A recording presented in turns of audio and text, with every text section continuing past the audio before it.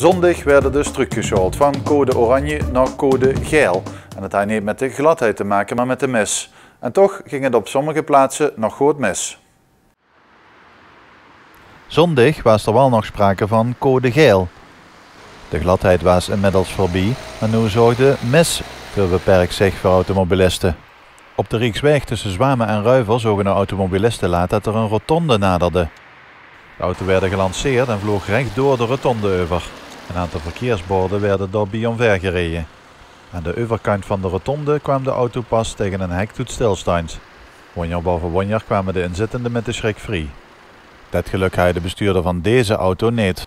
Vlak over de Duitse grens bij Venlo in de plaats Wachtendonk reed deze auto ongeremd de struik in. Ook hier was het beperkte zicht door de mist vermoedelijk de oorzaak van het ongeval. De bestuurder van de auto is gewond overgebracht naar het ziekenhuis.